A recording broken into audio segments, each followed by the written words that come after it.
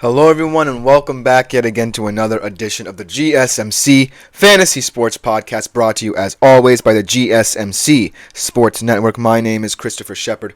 Thank you guys yet again for tuning into the show. We have another fantastic show ahead of us today on this lovely Tuesday morning. We are going to stick in the realm of betting odds a little bit, but this time in the realm of college sports. We're going to be looking at, for the first time ever, college basketball on our show, and we're also going to be looking at the updated college football betting odds and who are the favorites in those respective sports. Then I'm going to do an interesting little segment based off an article I read for ESPN where they did their own all-upside team for fantasy football in terms of who they believe has the most upside to them, and I'm going to make my own. And then, of course, we have some IDP player profiles to finish out the show today. Before we get into any of that, I want to remind you to like, follow, and subscribe to the show in the network. It is greatly appreciated by all concerned. And if you do feel so inclined, we receive a ton of tips and donations. Leave them at the link gsmc.cloud. It's a huge support to both me and my fellow podcasters and ultimately the network as a whole. Also, if you have any questions, comments, or concerns, you can leave them there as well, and they will be addressed and answered at the beginning of the next episode. Without further ado, let's jump right into what should be a fantastic segment. We're going to stick right in this little window right here and talk about the world of college basketball for the first time ever in the history of the GSMC Fantasy Sports Podcast. I'm really excited about it. College football, college basketball and March Madness in particular are some of the most exciting times in the sports world, and just being able to present to you the updated betting odds as we inch ever closer to the regular season in college basketball is something to behold. I really love these teams in the top 5. All of them can make the case for being the best team in the country and ultimately winning March Madness, or who knows, someone else outside of this field could rise and emerge as a dark horse contender, but this top 5 is pretty solid. So without further ado, let us jump right into it. Starting off with the number 5 team. This is a team that prides itself on defensive prowess and identity. And even though they lost perhaps one of the best, if not the best, point guards in the country, they found a solid replacement, and they're still returning players who want to use up their last years of eligibility. And that, of course, is the Houston Cougars. Obviously, Jamal Shead leaves. He has a steady metronomic presence at the point guard position. He was kind of the focal point of their offensive attack. He really made it tick.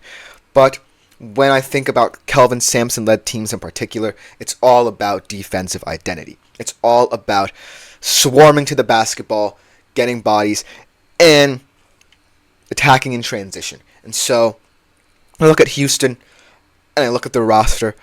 There definitely are some players that can produce, but that's my main issue. Will there be enough offensive attack in order to sustain their heavy defensive presence? I like LJ Cryer. He's a solid three-point shooter.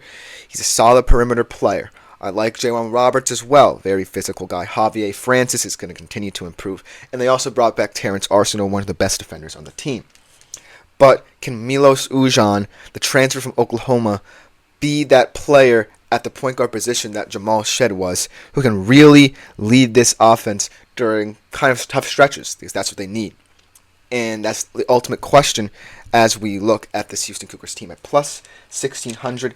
I really think that the most value you can get out of them is if their defense carries them all the way through to the Final Four. But for now, I think that they're one of the teams that should be on the outside looking in at this top 5, because I don't necessarily know if they have all the pieces offensively to worry teams. And so the Houston Cougars, I think, can get there, but they're really going to have to rely on their defensive prowess mostly.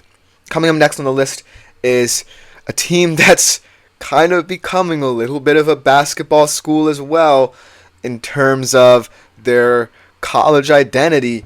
The Alabama Crimson Tide coming in at number 4 at plus 1,200.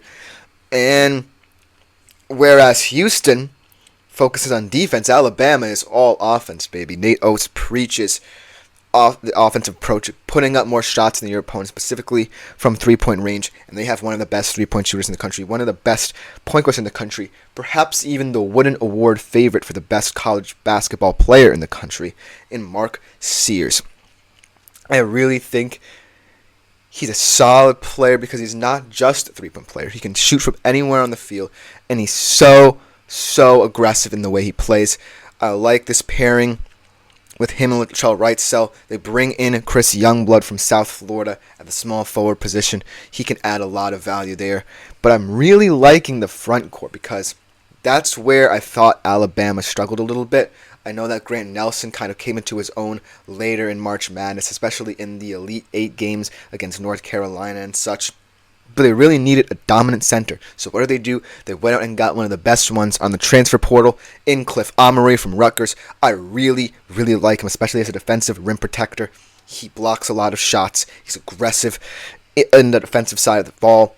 And I'm really liking the profile that this team is building. That being said, they still need to focus defensively on certain deficiencies they have there, because this team can be one of the most exciting teams in college basketball offensively. Their defensive woes hold them back a little bit. And so Nate Oates, I like that he diagnosed that they needed a center, they needed a presence in the middle of the key to grab rebounds, get blocks on the defensive side of the ball, and ultimately focus their attack more on building from the inside out. And so I really like Alabama because I know they can put up a lot of points, but they have the opposite problem that Houston does. So I still see them as also one of those teams that's looking up at these top three. Coming in at number 3 is probably my choice, in my humble opinion, to be the betting favorite and ultimately win March Madness in the Duke Blue Devils. I'm going to say something that might creep some people out, might irk some people about this Duke team. The winners of the U.S. exhibition games were not South Sudan for playing them tough. We're not Germany. We're not even the U.S. It was Duke, because their top 2 recruits, their top 2 2025 NFL draft, NBA draft prospects, I'm getting all my sports mixed up, Cooper Flagg, and I hope I'm pronouncing this name correctly, Kaman Mulwalk, got the experience that they needed against these top players, and they ultimately seemed like 2 of the best players on the court when they played this Team USA that's supposed to be one of the most talented. And so I know this is going to be a one-and-done situation. Duke can never escape that, whether it be Coach Krzyzewski or now John Shire at the coaching position. It's never going to escape that mentality. But Cooper Flagg and Kaman Mulwalk can bring Duke back to the Zion Williamson days, where they were an entertaining, enjoyable team to watch.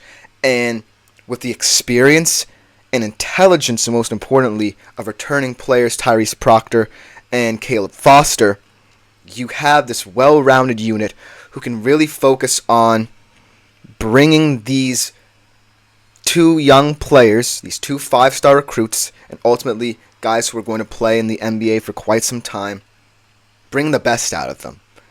And that's going to be really important, because when you look at Duke, their main problem last year was that they didn't have one of those special one-and-done players. I know it's weird to say, but they didn't really have a dominant presence who could just take over a game willfully and just impose their will on opposing defenses. They just had steady role players and no one star. And this year they have 2.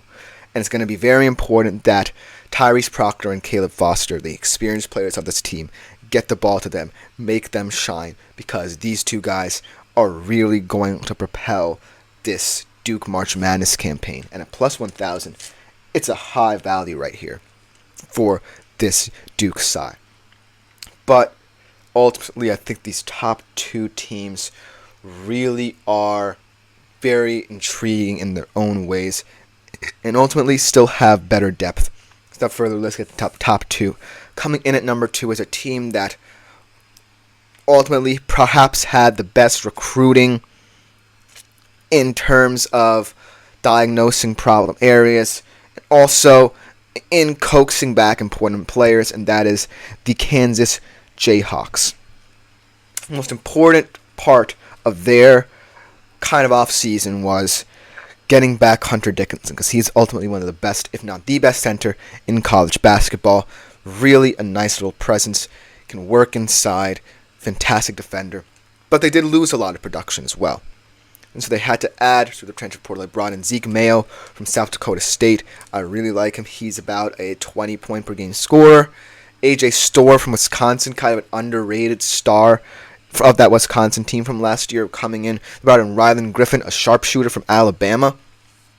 And I really, really think this Kansas Jayhawks team is being underestimated because they have the center, they have the inside presence. Now they have the shooting and perimeter play that they believe they need. I like DeJuan Harris a lot. He's kind of like a stealthier point guard. And he is going to attack every time he's on the field. He might not score as many points, but I really think he adds that depth and experience to this team. And ultimately, when I look at Kansas, I think, why not them? Because even though they're going to bring a lot of people into the portal and they just want them to gel maybe, they are still the most well-rounded team based off the recruiting prowess and their ability to coax the best years and players to come back to their squad. But they don't have the aura and the coach of this next team.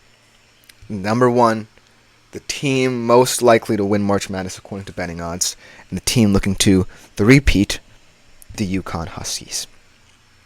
Now, I know that last year's team largely is not there.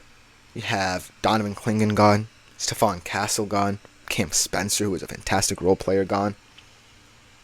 But I think why they're rated so highly at plus 900 is because of Dan Hurley deciding to stay, deciding to continue to build the UConn Huskies program, continuing to try and win championships every year he's there.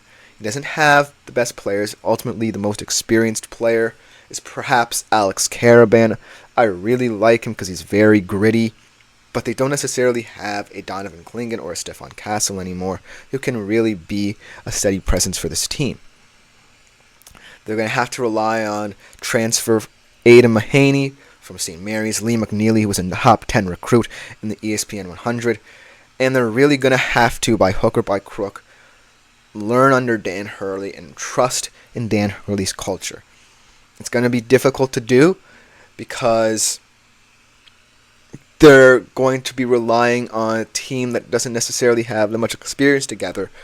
But if there's any college basketball coach I truly believe in, it is Dan Hurley. And I really think this group of kids still has that special juice in them to follow Dan Hurley and build a culture that's representative of them and their own selves, and how they play within that identity is ultimately what's going to be so integral to their three-peat campaign. So, while I don't think they ultimately can be the favorite, I still think they're a force to be reckoned with. They're always going to be in the conversation. That should just about do it for this segment. Coming next, we switch from college basketball to college football to see the top 5 teams in terms of betting odds in that department. You don't want to miss that on the GSMC Fantasy Sports Podcast. I feel like I'm losing my mind.